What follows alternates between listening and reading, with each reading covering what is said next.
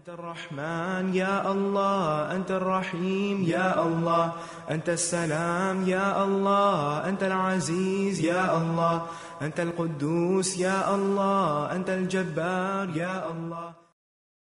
ولله الأسماء الحسنى فادعوه بها. السلام علیکم ورحمۃ اللہ وبرکاتہ، نحمدہ ونصلی علی رسولہ الکریم، اما بعد فاعوذ باللہ من الشیطان الرجیم، بسم اللہ الرحمن الرحیم، رب اشرح لی صدری ویسر لی امری واحلل عقدۃ من لسانی یفقہوا قولی۔ ناظرین، پروگرام اللہ کے خوبصورت نام کے ساتھ آپ کی خدمت میں حاضر ہیں۔ آج ہم انشاءاللہ اللہ سبحانہ وتعالیٰ کے نام الرب کے بارے میں بات کریں گے۔ قرآن مجید کے آغاز میں اللہ تعالیٰ فرماتے ہیں الحمدللہ رب العالمین، تمام تعریف اللہ کے لیے ہے۔ کون؟ اللہ، رب العالمین، جو رب ہے تمام جہانوں کا۔ رب، ہاں رب۔ رب کون ہوتا ہے؟ رب وہ جو ہمارا خالق ہے، صرف ہمارا نہیں بلکہ تمام کائنات کا، وہ جو سب کا مالک ہے، جس نے صرف پیدا نہیں کیا بلکہ وہ ان سب کا مالک بھی ہے، اور پھر صرف مالک ہی نہیں بلکہ ان کا مدبر بھی ہے۔ ہر چیز کو رزق دے رہا ہے، ہر چیز کی رہنمائی کرنے والا ہے۔ سب تعریف اسی کے لیے ہے۔ تو رب وہ ہوتا ہے جو تربیت کرتا ہے، جو پرورش کرتا ہے، جو نقص سے کمال کی طرف لے جاتا ہے، جو چھوٹے سے بڑا کرتا ہے، نشو و نما دیتا ہے، بڑھاتا ہے اور مسلسل خیال رکھتا ہے۔ جہاں کہیں کوئی خرابی واقع ہو جائے وہاں وہ اصلاح بھی کرتا ہے۔ وہ رب صرف انسانوں کا نہیں، حیوانوں کا نہیں بلکہ تمام مخلوقات کا پیدا کرنے والا ہے، اور ان تمام کی ہدایت اور اصلاح کا کام بھی کرتا ہے۔ قرآن مجید میں اللہ تعالیٰ فرماتے ہیں ان ربکم اللہ الذی خلق السماوات والارض فی ستۃ ایام ثم استوى علی العرش یغشی اللیل النہار یطلبہ حثیثا والشمس والقمر والنجوم مسخرات بامرہ الا لہ الخلق والامر تبارک اللہ رب العالمین۔ بے شک تمہارا رب اللہ ہے جس نے آسمانوں اور زمین کو 6 دن میں پیدا کیا، پھر وہ عرش پر بلند ہوا، رات کو دن پر اڑا دیتا ہے، یعنی رات دن پر چھا جاتی ہے تو ہر طرف اندھیرا ہو جاتا ہے۔ جو تیز چلتا ہوا اس کے پیچھے چلا آتا ہے، اور سورج اور چاند اور ستارے اسی نے پیدا کیے، اس حال میں کہ سب اسی کے حکم کے تابع ہیں۔ وہی ان سب کو کنٹرول کر رہا ہے۔ سن لو، پیدا کرنا اور حکم دینا اسی کا کام ہے۔ بہت برکت والا ہے اللہ، جو سارے جہانوں کا رب ہے، جو ہر آن اپنی تخلیق کے اندر، اپنی مخلوقات کے اندر وسعت پیدا کر رہا ہے۔ وہی جو زندگی دیتا ہے، وہی جو موت دیتا ہے، وہی جو ان سب کو انسانوں کے فائدے کا بناتا ہے۔ تو ہمارا ایمان ہے اس ذات پر، ہم اس کو اپنا رب مانتے ہیں۔ صرف ہم ہی نہیں، پوری کائنات اس کو اپنا رب مانتی ہے۔ تو اللہ جو رب العالمین ہے، ہمیں اس کا حق ادا کرنا ہے، اس کو اپنا آقا سمجھنا ہے، اس کی اطاعت کرنا ہے، اس کی عبادت کرنا ہے، کیونکہ یہ اس کا حق ہے۔ عام روزمرہ زندگی میں ہم دیکھتے ہیں کہ اگر ہم پر کوئی تھوڑا سا بھی احسان کرتا ہے، مثلاً آپ کسی راستے پر بیٹھے ہوئے ہیں اور آپ کو پیاس لگی ہے، کوئی راہ گزرتا شخص آپ کے چہرے سے پہچان لیتا ہے کہ آپ پیاسے ہیں، اگر وہ چلتے ہوئے پانی کی ایک بوتل آپ کو تھما کر چلا جاتا ہے تو آپ کے دل کا اس وقت کیا حال ہوگا؟ آپ اس کی طرف کس نگاہ سے دیکھیں گے؟ آپ کے دل میں کیسے جذبات پیدا ہوں گے؟ خود بخود آپ کا دل چاہے گا کہ آپ اس کا شکریہ ادا کریں، آپ اس کے لیے دعا کریں، حالانکہ آپ اس کو جانتے نہیں، آپ اس کو پہچانتے نہیں۔ اس کی پہچان صرف یہ ہے کہ اس نے پیاس کے وقت آپ کو پانی پلایا۔ تو اگر ایک انسان کا جو اجنبی ہے، جس نے صرف ایک احسان کیا ہم پر، اس کا ہم اتنا حق مانتے ہیں، تو پھر وہ جو دن رات ہمیں کھلاتا ہے، پلاتا ہے اور ہماری تمام ضروریات پوری کرتا ہے، اس کا ہم پر کیا حق ہوگا؟ اس کا حق یہ ہے کہ ہم اس کو پہچانیں، اس کی صفات کو جانیں، ان کو مانیں، ان کو اکنالج کریں، اور جو کچھ وہ کرتا ہے اس کو اپریشیٹ کریں، اس کا شکر ادا کریں، اس کے آگے جھک جائیں، ہر آن ہر لمحہ اپنے دل میں اس کو یاد کریں، اور صرف دل ہی میں نہیں، زبان پر بھی اس کے شکر کے الفاظ اور اس کی عبادت کے اظہار کے طور پر جو وہ ہم سے چاہتا ہے وہ کہنے والے بنیں، اور پھر اپنی ساری زندگی کو اس کے حکم کے تابع کر لیں، جیسے زمین و آسمان کی تمام چیزیں اس کی اطاعت میں لگی ہوئی ہیں۔ آسمان اس کے حکم سے قائم ہے، سورج اس کے حکم سے نکلتا ہے اور اس کے حکم سے غروب ہوتا ہے، اور اسی کے حکم سے پھر دوبارہ طلوع ہوتا ہے، چاند اور ستارے اسی کے حکم سے مسلسل اپنی گردش میں رواں دواں ہیں، کھیتیاں وہ اگاتا ہے، بارش وہ برساتا ہے۔ یہ سب کچھ جو ہمیں نظر آتا ہے یہ خود سے خود نہیں بن گیا، یہ اسی نے پیدا کیا ہے، اور پھر پیدا کر کے وہ ان کو بھول نہیں گیا، بلکہ وہ ان کی مسلسل حفاظت کر رہا ہے، ان کی پرورش کر رہا ہے۔ تو اللہ سبحانہ وتعالیٰ نے قرآن مجید میں اپنا سب سے پہلا تعارف رب ہی کے حوالے سے کیا ہے کہ الحمدللہ رب العالمین۔ قرآن مجید میں یہ نام بہت کثرت کے ساتھ استعمال ہوا ہے، تقریباً 900 بار یہ لفظ آتا ہے، اور مختلف معنوں میں آتا ہے، مختلف مقامات پر آتا ہے، کیونکہ یہ صفت وہ صفت ہے، یہ نام وہ نام ہے کہ جس کے اندر بہت سی صفات اکٹھی ہو گئی ہیں بیک وقت۔ اس لیے جب بھی بندہ اللہ سے دعا مانگتا ہے تو سب سے زیادہ کثرت سے جس نام سے پکارتا ہے وہ رب ہے۔ قرآن مجید کی بہت سی دعائیں ربنا یا ربی سے شروع ہوتی ہیں، کیونکہ انسان جب اللہ سبحانہ وتعالیٰ کے انعامات کو اور احسانات کو یاد کرتا ہے تو خود بخود اس کے منہ سے یا رب نکلتا ہے، یا ربی نکلتا ہے، اور ایسا ہونا بھی چاہیے، اس لیے کہ جس نے ہمیں پیدا کیا، جو ہمارا اصل مالک ہے، اس سے زیادہ ہمارا خیال رکھنے والا اور کون ہو سکتا ہے، جو صرف ہمارے ظاہر کو نہیں ہمارے باطن کو بھی جانتا ہے، جو ہمارے کہے بغیر ہماری ضروریات کو پہچانتا ہے، وہی ہے ہمارا رب۔ رسول اللہ صلی اللہ علیہ وسلم بھی اپنے رب کو ربی یا ربنا کہہ کر پکارتے تھے، اور بہت سی دعاؤں میں اس کا ذکر ملتا ہے۔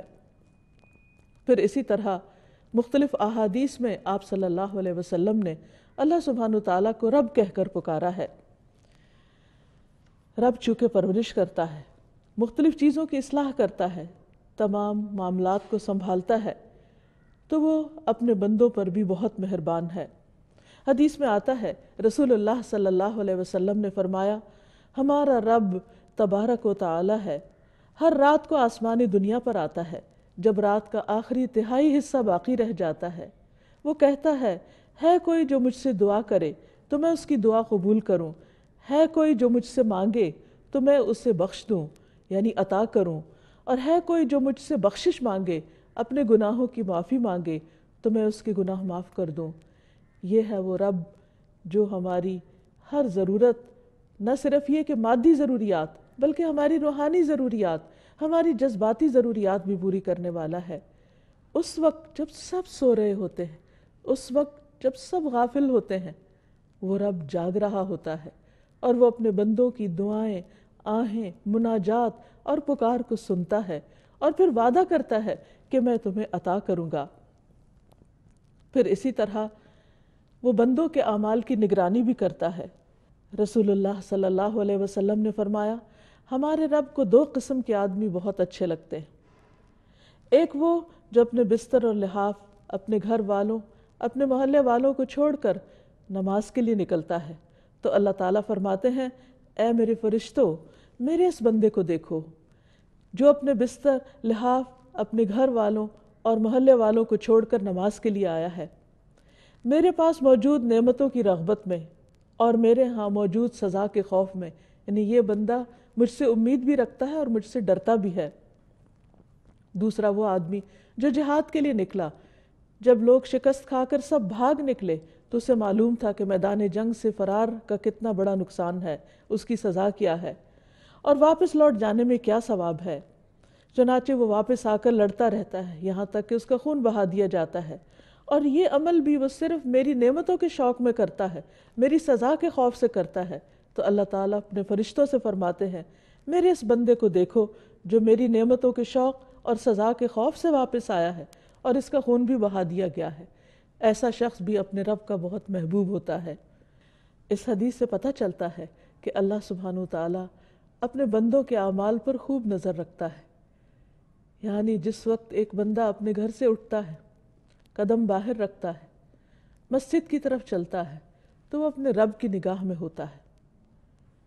یہی ہے رب کا رب ہونا، کہ وہ مسلسل اپنی نگاہوں میں رکھتا ہے اپنے بندے کو۔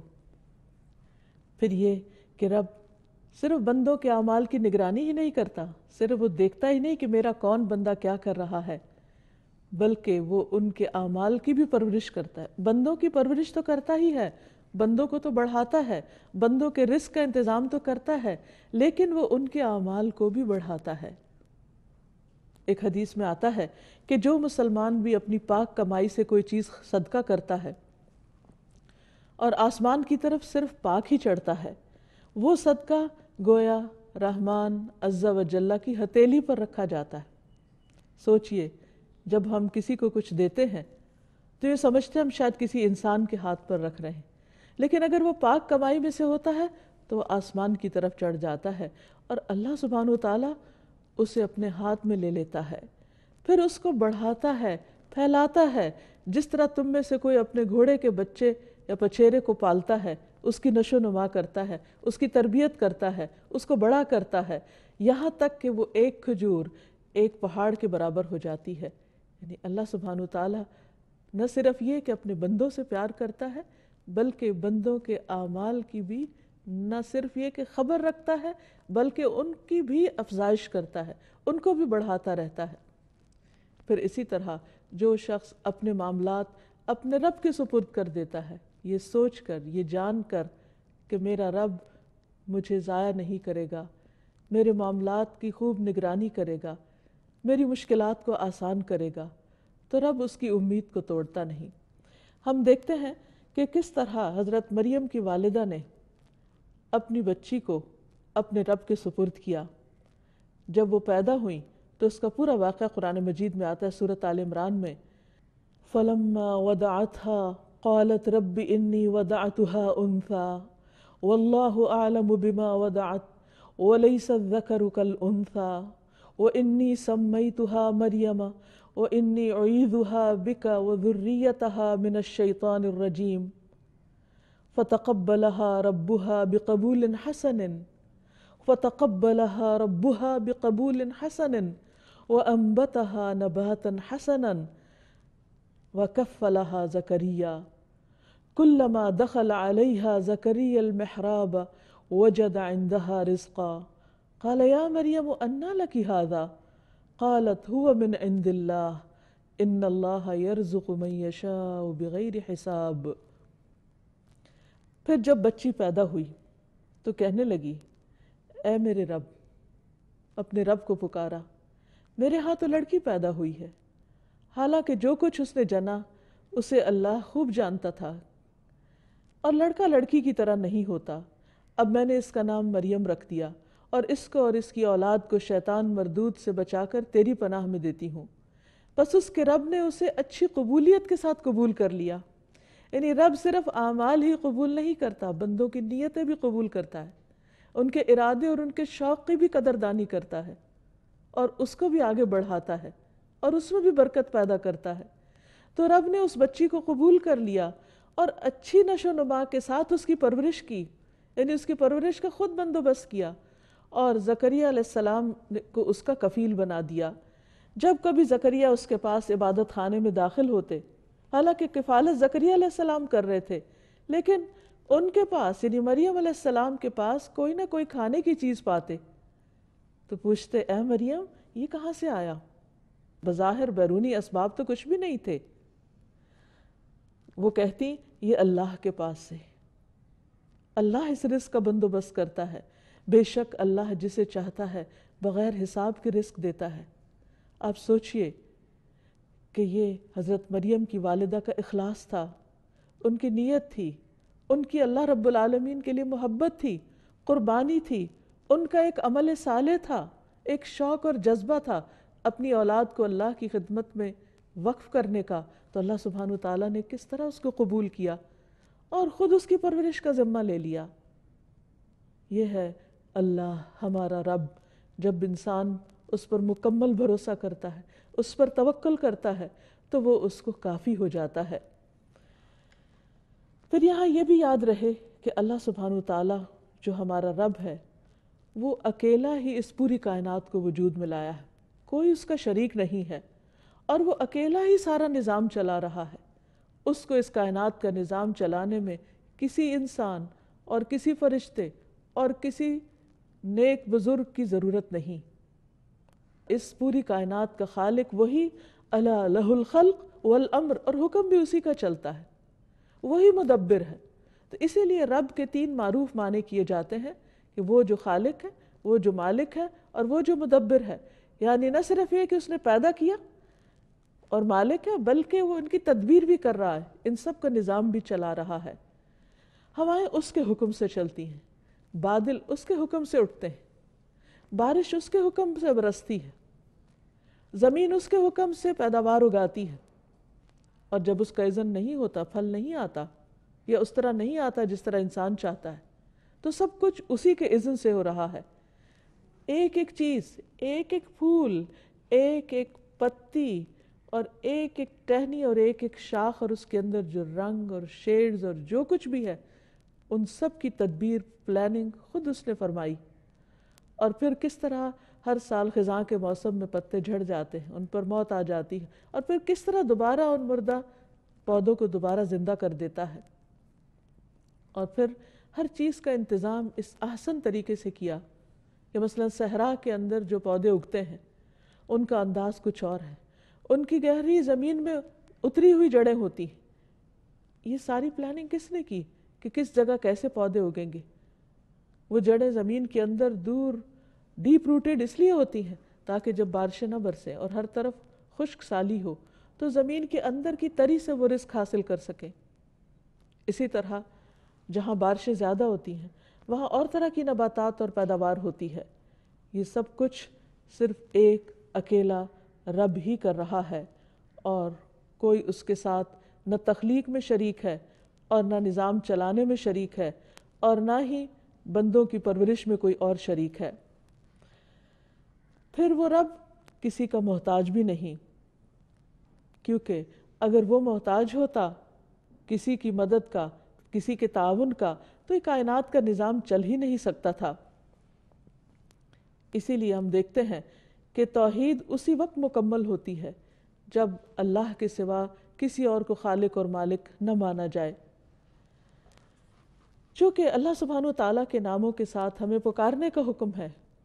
اللہ تعالیٰ فرماتے ہیں وَلِلَّهِ الْأَسْمَاءُ الْحُسْنَى فَادْعُوهُ بِهَا، کہ اللہ کے لیے ہیں اچھے اچھے نام، ان ناموں کے ذریعے تم اس کو پکارو، یعنی اس سے دعائیں مانگو، کیونکہ دعا عبادت ہے، اور عبادت کے لیے ہمیں پیدا کیا گیا ہے، اور جب ہم اس کو پکارتے ہیں تو یہ پکارنا اس کو پسند آتا ہے، اور وہ ہم سے راضی ہوتا ہے، خوش ہوتا ہے، اور خصوصاً جب اس کے ناموں کے ساتھ اس کو پکارا جائے، اس کی صفات کے ساتھ اس کو پکارا جائے، تو یہ قبولیت کا ذریعہ بنتا ہے، کیونکہ ہر پکارنے والا یہ چاہتا ہے کہ اس کی پکار سن لی جائے، اس کی دعا سن لی جائے، اس کی دعا قبولیت کا درجہ پا جائے۔ تو ابو ہریرہ رضی اللہ عنہ کہتے ہیں کہ سب سے زیادہ مکمل دعا یہ ہے کہ آدمی یوں کہے اللہم انت ربی، اے اللہ تو میرا رب ہے، وَأَنَا عَبْدُكَ، اور میں تیرا بندہ ہوں، میں تیری عبادت کے لیے پیدا کیا گیا ہوں۔ ظلمت نفسی، میں نے اپنی جان پہ بہت ظلم کیے، میں نے تیری عبادت کا حق ادا نہیں کیا۔ وَاعْتَرَفْتُ بِذَنْبِي، اور میں اپنے گناہوں کا اعتراف بھی کرتا ہوں، میں ان کو مانتا ہوں کہ واقعی میں گناہ گار ہوں۔ یا ربی، اے میرے رب، فاغفر لی، تو مجھے معاف کر دے، فاغفر لی ذنبی، تو میرے گناہ کو معاف کر دے، انک انت ربی، کیونکہ تو میرا رب ہے، تو معاف نہیں کرے گا تو کون کرے گا؟ تیرا در چھوڑ کر کس کے پاس جاؤں؟ انہ لا یغفر الذنوب الا انت، کیونکہ تیرے سوا کوئی گناہوں کو معاف نہیں کر سکتا۔ تو یہ نہایت خوبصورت دعا رسول اللہ صلی اللہ علیہ وسلم نے ہمیں سکھائی ہے، جو ہمارا اور رب کا رشتہ مضبوط کرتی ہے، رب کے ساتھ تعلق کو گہرا کرتی ہے، اور یوں محسوس ہوتا ہے جیسے ایک بندہ ہر طرف کی پریشانیوں اور دکھوں سے نکل کر اپنے رب کی بارگاہ میں اس کی جناب میں سرگوشیاں کر رہا ہے کہ یا رب بس تو ہی میرا ہے، اس لیے کہ تیرے سوا اور کوئی نہیں جو میری اس حالت کو سمجھ بھی سکے۔ کیونکہ بعض اوقات انسان کے اوپر ایسا دکھ اور ایسی تکلیف ہوتی ہے کہ دوسرے لوگ اظہار ہمدردی کرتے بھی رہے تو وہ اس کے لیے کچھ کر نہیں سکتے، خاص طور پر جب بندے کو یہ احساس ہوتا ہے کہ اس نے اپنے منعم، اپنے محسن، اپنے رازق، اپنے خالق، اپنے مالک اور سب کچھ دینے والے کا حق ادا نہیں کیا۔ جب اس کا احساس شرمندگی بڑھ جاتا ہے تو پھر وہ صرف اسی کے پاس جا کر سرگوشیاں کرتا ہے اور اس کے سامنے اپنے گناہوں کا اعتراف کر کے معافی چاہتا ہے، تو رب اس کو معاف کر دیتا ہے اور اس کے درجات بڑھا دیتا ہے۔ ہم دیکھتے ہیں کہ اللہ کے جلیل القدر پیغمبروں نے بھی اس نام کے ساتھ اپنے رب کو پکارا۔ ابراہیم علیہ السلام جن کو اللہ نے اپنا دوست کہا، ان کے بارے میں آتا ہے سورۃ البقرہ میں وَإِذْ يَرْفَعُ إِبْرَاهِيمُ الْقَوَاعِدَ مِنَ الْبَيْتِ وَإِسْمَاعِيلُ رَبَّنَا تَقَبَّلْ مِنَّا إِنَّكَ أَنْتَ السَّمِيعُ الْعَلِيمُ۔ اور جب ابراہیم اس گھر کی بنیادیں اٹھا رہے تھے، یعنی خانہ کعبہ تعمیر کر رہے تھے، اور ان کے بیٹے اسماعیل بھی ان کے ساتھ تھے، تو دونوں اللہ کا گھر تعمیر کرتے ہوئے، اتنی بڑی سعادت حاصل کرتے ہوئے یوں اپنی بندگی کا اعتراف کرتے ہیں کہ ربنا تقبل منا، اللہ تو ہم سے قبول کر لے۔ کس قدر عاجزی اور انکساری کا اظہار ہے، اور اپنے رب کو راضی کرنے کا طریقہ کہ ربنا تقبل منا انک انت السمیع العلیم، کیونکہ تو سننے والا ہے، تو جاننے والا ہے، تو ہمارے دلوں کی آہیں، دلوں کی پکار اور ہماری سسکیوں تک سے واقف ہے، ان خیالات تک سے واقف ہے جو ہم تیرے بارے میں رکھتے ہیں۔ یا رب تو اس چھوٹی سی کوشش کو قبول فرما۔ اور یہی حال اللہ کے باقی نیک بندوں کا ہوتا ہے، وہ رب کی جتنی بھی عبادت کر لیں ان کی زبان پر یہی ہوتا ہے کہ اے رب تیری عبادت کا حق ہم ادا نہ کر سکے، جو بھی ٹوٹی پھوٹی کوشش ہم نے کی تو اسے قبول فرما لے۔ بلکہ سب کچھ کرنے کے بعد بھی ان کی نظر اپنے کیے پر نہیں ہوتی، اپنی غلطیوں اور خطاؤں پر ہوتی ہے، اور وہ رب کو پکارتے رہتے ہیں ربنا لا تؤاخذنا ان نسینا او اخطأنا، اے ہمارے رب تو ہمارا مواخذہ نہ کرنا، تو ہمیں نہ پکڑنا اگر ہم بھول جائیں یا ہم خطا کر لیں۔ ربنا ولا تحمل علینا اصرا کما حملته علی الذین من قبلنا، اے ہمارے رب ہم پر کوئی بھاری بوجھ نہ ڈال جیسے تو نے ہم سے پہلے لوگوں پر ڈالا۔ ربنا ولا تحملنا ما لا طاقت لنا بہ، اے ہمارے رب ہم سے وہ چیز نہ اٹھوا جس کے اٹھانے کی ہم میں طاقت نہیں۔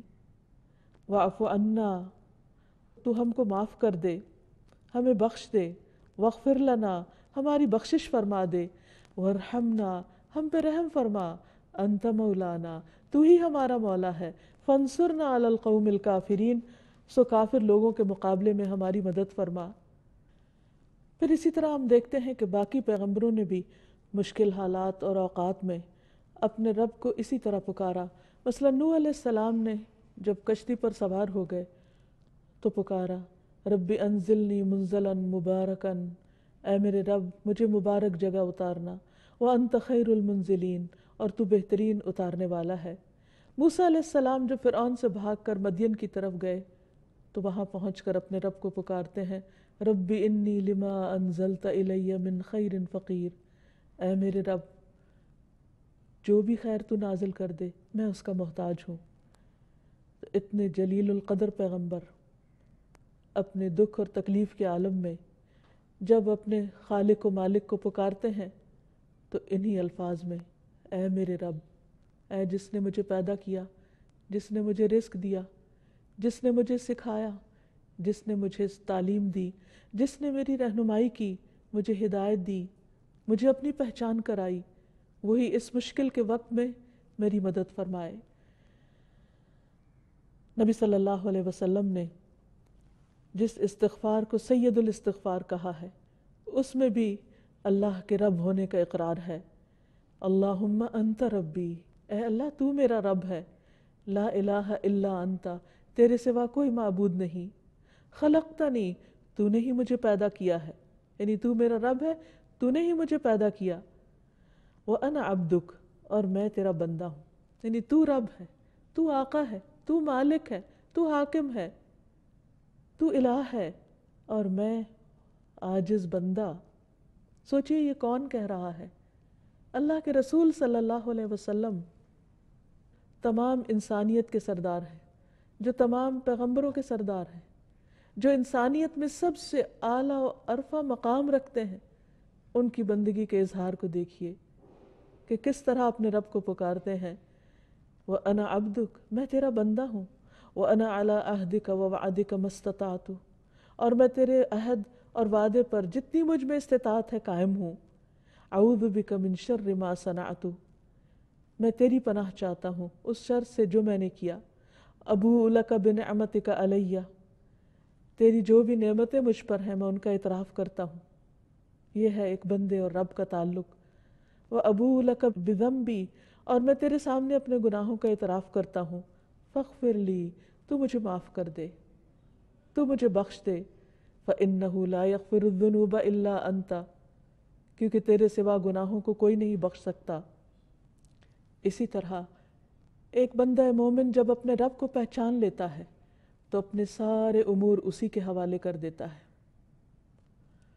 سارے دن کے کام کاج میں تو اپنے رب کو یاد کرتا ہی ہے، جب سونے کے لیے جاتا ہے تو اپنے آپ کو اپنے رب کے حوالے کر دیتا ہے، کیونکہ اسے نہیں معلوم کہ سونے کے بعد دوبارہ اس کو جی اٹھنا نصیب ہو یا نہ ہو، کیونکہ دوبارہ اٹھنا بھی رب کے اذن ہی سے ہے۔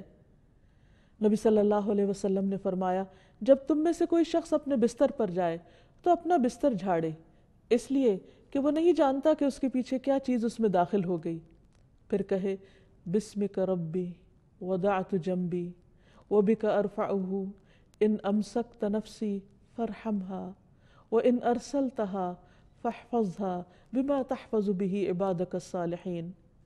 اے میرے رب، اے میرے رب، تیرے ہی نام سے میں نے اپنا پہلو رکھا، تیری ہی مدد سے میں خود کو اٹھاؤں گا۔ اگر تو میری روح کو قبض کر لے تو اس پر رحم کر دینا، اور اگر اس کو چھوڑ دے تو اس کی حفاظت کرنا جیسے تو اپنے نیک بندوں کی حفاظت کرتا ہے۔ یہ ہے بندے اور رب کا حقیقی تعلق، کہ بندہ اپنا سب کچھ اپنے رب کے حوالے کرتا ہے۔ اور یہ اس وقت ہوتا ہے جب بندہ اپنے رب کو پہچان لیتا ہے کہ حقیقت میں ہر چیز کی کیئر وہی کرتا ہے، وہی ہر چیز کو سنبھالنے والا ہے۔ نہ صرف یہ کہ انسان، بلکہ ہم دیکھتے ہیں کہ کائنات کی ہر چیز اپنے رب کو پکارتی ہے اور اپنے رب کو پہچانتی ہے۔ مثلاً وہ مشہور واقعہ جو قرآن مجید میں آتا ہے ہدہد کا، کہ کس طرح اس نے سلیمان علیہ السلام کو ایک قوم کی حالت آ کر بتائی کہ وہ اللہ کے سوا دوسروں کو پوجتی ہے۔ اس نے کہا وہ اللہ کو چھوڑ کر سورج کو سجدہ کرتے ہیں، اور شیطان نے ان کے لیے ان کے اعمال خوبصورت بنا دیے ہیں اور انہیں اصل راستے سے روک دیا ہے، اس لیے وہ ہدایت نہیں پاتے، تاکہ وہ اللہ کو سجدہ نہ کریں جو آسمانوں اور زمین میں چھپی چیزوں کو نکالتا ہے اور جانتا ہے جو تم چھپاتے اور ظاہر کرتے ہو۔ اللہ وہ ہے جس کے سوا کوئی معبود نہیں، اور جو رب ہے عرش عظیم کا۔ یہ ہدہد کہہ رہا ہے کہ اللہ کون ہے جو عرش عظیم کا رب ہے۔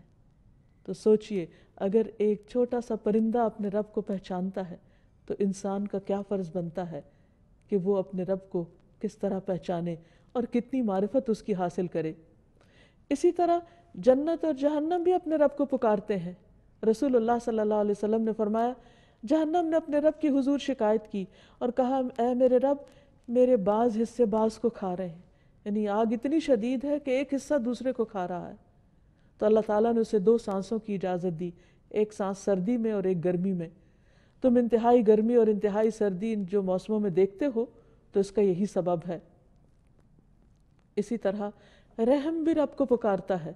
نبی صلی اللہ علیہ وسلم نے فرمایا رحم رحمان سے نکلا ہے، جو قیامت کے دن آئے گا اور عرض کرے گا اے میرے رب، یعنی رحم بھی رب کہہ کے پکارے گا، مجھے توڑا گیا، مجھے کاٹا گیا، مجھ پہ ظلم کیا گیا، اے میرے رب میرے ساتھ برا سلوک کیا گیا۔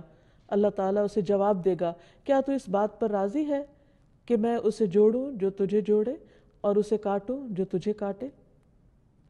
شیطان جو اللہ کا نافرمان ہے، لیکن جب اللہ سبحانہ وتعالیٰ سے ہم کلام ہوتا ہے تو رب کہہ کے پکارتا ہے۔ ابو سعید خدری سے مروی ہے کہ میں نے نبی صلی اللہ علیہ وسلم کو یہ فرماتے ہوئے سنا کہ شیطان نے کہا تھا کہ اے میرے رب، مجھے تیری عزت کی قسم، میں تیرے بندوں کو اس وقت تک گمراہ کرتا رہوں گا جب تک ان کے جسم میں روح رہے گی، یعنی مرتے دم تک۔ اور رب نے فرمایا مجھے اپنی عزت اور جلال کی قسم، جب تک وہ مجھ سے معافی مانگتے رہیں گے میں انہیں معاف کرتا رہوں گا۔ اسی طرح ہم دیکھتے ہیں کہ زمین بھی اپنے رب کو پہچانتی ہے اور وہ بھی اپنے رب ہی کو پکارے گی قیامت کے دن۔ نبی صلی اللہ علیہ وسلم نے فرمایا جب تم میں سے کسی کی موت کسی زمین میں ہوتی ہے تو اسے وہاں جانے کی ضرورت پیش آ جاتی، اور جب وہ اپنے اس انتہائی مقام تک پہنچ جاتا ہے تو اللہ تعالیٰ اس بندے کی روح قبض کر لیتا ہے، اور قیامت کے دن وہاں کی زمین کہے گی اے میرے رب تیری یہ امانت حاضر ہے۔ اسی طرح سورج بھی اپنے رب کو پکارتا ہے۔ ہر روز جب سورج اپنے آخری مقام پر غروب ہوتا ہے تو دوبارہ نکلنے کے لیے رب سے اجازت چاہتا ہے، کہتا ہے یا رب ان مسیری بعید، اے میرے رب میرا سفر بہت لمبا ہے۔ لیکن انسان کے بارے میں اللہ سبحانہ وتعالیٰ شکوہ کرتے ہیں کہ ان الانسان لربہ لکنود، کہ بے شک انسان اپنے رب کا بڑا ہی ناشکرا ہے۔ وَإِنَّهُ عَلَى ذَلِكَ لَشَهِيدٌ، اور انسان اس بات پر خود گواہ بھی ہے کہ وہ رب کا حق ادا نہیں کرتا، اس کی ساری نعمتیں استعمال کرتا ہے، کھانا پینا، باقی تمام ضروریات، حتیٰ کہ نیند اور زندگی میں چلنا پھرنا، یہ سب کچھ رب کے دیے ہی سے ہو رہا ہے، لیکن ان میں سے کتنی چیزوں کو بندہ اپنے رب کی مرضی کے مطابق استعمال کرتا ہے۔ یہی تو دراصل ناشکرا پن ہے کہ نعمتیں کسی نے دی اور استعمال کسی اور کی خوشی میں ہو رہی ہیں، یا اپنے نفس کی یا شیطان کی، جب بندہ اپنے رب کی نافرمانی کرتا ہے۔ اور فرمایا وَإِنَّهُ لِحُبِّ الْخَيْرِ لَشَدِيدٌ، وہ مال کی محبت میں بڑا سخت ہے، یعنی جتنی محبت اپنے رب سے کرنی چاہیے اس سے بڑھ کر وہ اپنے مال کے ساتھ محبت کرتا ہے، اس لیے کہ وہ اپنی زندگی کا بہترین حصہ، اپنے اوقات کا بہترین حصہ، اپنے دن کا بہترین حصہ مال کمانے میں زیادہ لگاتا ہے بنسبت رب کی عبادت کے۔ تب کرنے کا کام کیا ہے؟ ہمیں کیا کرنا چاہیے؟ ہمیں سب سے پہلے رب کا تعارف حاصل کرنا چاہیے، رب کو پہچاننا چاہیے۔ کیسے؟ ایک تو کائنات کی نشانیوں سے، کہ کوئی بھی چیز جو دیکھیں اس کی ساخت پر غور کریں، اس کے فنکشنز پر غور کریں، اس کے فائدوں پر غور کریں، اور پھر سوچیں کہ یہ کس نے بنائے اور اس نے یہ سب کچھ کیوں بنایا، کس کے لیے بنایا؟ یقیناً ہم سب کے لیے، اور پھر اس کا شکر ادا کریں۔ دوسرا طریقہ یہ ہے کہ اس کی کتاب کو پڑھیں، قرآن مجید کا مطالعہ کریں، اور اس میں رب کے جو جو کام بتائے گئے ہیں کہ رب کیا کچھ کرتا ہے اس کی معلومات حاصل کریں۔ پھر نبی صلی اللہ علیہ وسلم نے اپنے رب کے ساتھ کیسا تعلق قائم کیا اس کو جانیں، اور پھر اپنی زندگی میں اٹھتے بیٹھتے اپنے رب کو یاد کریں۔ جیسے ابراہیم علیہ السلام نے کہا تھا کہ رب العالمین کون ہے، میرا رب کون ہے؟ الذی خلقنی فہو یہدینی، کہ جس نے مجھے پیدا کیا پھر اسی نے مجھے ہدایت دی۔ والذی هو یطعمنی ویسقینی، وہ جو مجھے کھلاتا ہے اور پلاتا ہے۔ وَإِذَا مَرِضْتُ فَهُوَ يَشْفِينِي، اور جب میں بیمار ہوتا ہوں تو وہی مجھے شفا دیتا ہے۔ وَالَّذِي يُمِيتُنِي ثُمَّ يُحْيِينِي، وہ جس نے مجھے زندگی دی جو مجھے موت دے گا۔ وَالَّذِي يُمِيتُنِي ثُمَّ يُحْيِينِي، وہی جو مجھے موت دے گا پھر دوبارہ زندہ کرے گا۔ وَالَّذِي أَطْمَعُ أَن يَغْفِرَ لِي خَطِيئَتِي يَوْمَ الدِّينِ، اور وہ جس سے مجھے امید ہے کہ وہ یوم الدین کو میری خطائیں معاف کر دے گا۔ رب ہب لی حکما والحقنی بالصالحین، اے میرے رب مجھے حکمت عطا کر، حکم عطا کر اور مجھے صالحین کے ساتھ ملا۔ تو ابراہیم علیہ السلام کس طرح اپنے رب کے ساتھ تعلق رکھتے ہیں کہ اپنی تمام باتیں اپنے رب کے ساتھ شیئر کر رہے ہیں، اپنی امیدیں اور اپنے دل کے حالات اپنے رب کے سامنے رکھ رہے ہیں۔ تو ہمارے لیے بھی یہی ہے کہ ہم اپنی چھوٹی سے چھوٹی ضرورت اور بڑی سے بڑی ضرورت میں ہر حال میں اپنے رب کی طرف رجوع کرنے والے بنیں، اور پھر جب قرآن مجید کا مطالعہ کریں تو ربانی بن جائیں، رب والے بن جائیں، کیونکہ کتاب کے پڑھنے اور پڑھانے کا یہی تقاضا ہے۔ اور پھر رب کی پہچان دراصل ایمان کی علامت ہے۔ جو شخص دنیا میں اپنے رب کو پہچانے گا قبر میں بھی جواب دینے کے قابل ہوگا، کیونکہ جب فرشتے آئیں گے قبر میں مردے کو دفنانے کے بعد اور اس کو اٹھا کر بٹھائیں گے تو اس سے جو پہلا سوال کریں گے وہ کیا ہوگا؟ من ربک، تیرا رب کون ہے؟ تو جس نے دنیا میں اپنی زندگی میں اپنے ہوش و حواس میں اپنے رب کے ساتھ تعلق قائم کیا وہ وہاں بھی جواب دے پائے گا کہ ربی اللہ، میرا رب اللہ ہے۔ اس لیے یہ کوئی معمولی چیز نہیں کہ ہم رب کے ساتھ تعلق قائم کریں، یہ ہماری ضرورت ہے، اس میں ہمارا اپنا فائدہ ہے، اور پھر اپنی ساری زندگی کو اپنے رب کے سپرد کر دیں جیسے ابراہیم علیہ السلام نے کیا۔ اپنے مشکلات میں اپنے رب پر توکل کریں، اپنے رب کے رب ہونے پر راضی ہو جائیں تو رب ہمیں راضی کر دے گا۔ صبح و شام رضیت باللہ ربا وبالاسلام دینا وبمحمد رسولا پڑھتے رہیں، کیونکہ جو یہ کہتا ہے، حدیث میں آتا ہے، اس نے ایمان کا مزہ چکھ لیا، اس نے ایمان کا لطف اٹھا لیا، اور جو اللہ کے رب ہونے پہ راضی ہو گیا اور محمد صلی اللہ علیہ وسلم کے رسول ہونے پہ راضی ہو گیا، اسلام کے دین ہونے پہ راضی ہو گیا، اس کے لیے جنت واجب ہو گئی۔ تو اللہ تعالیٰ سے دعا ہے کہ وہ ہمیں اپنی عبادت کی توفیق عطا فرمائے، ہمیں اپنی معرفت دے اور اپنا قرب نصیب کرے، صرف دنیا میں نہیں آخرت میں بھی ہمیں اپنے مقرب بندوں میں شامل کر لے۔ وآخر دعوانا ان الحمد للہ رب العالمین۔ القاهر يا الله، أنت الحسيب يا الله، أنت الشافي يا الله، أنت المبين يا الله، أنت الوكيل يا الله، أنت القيوم يا الله، أنت المتين يا الله، أنت السبوح يا الله، لا إله إلا الله محمد رسول الله، لا إله إلا الله محمد رسول الله۔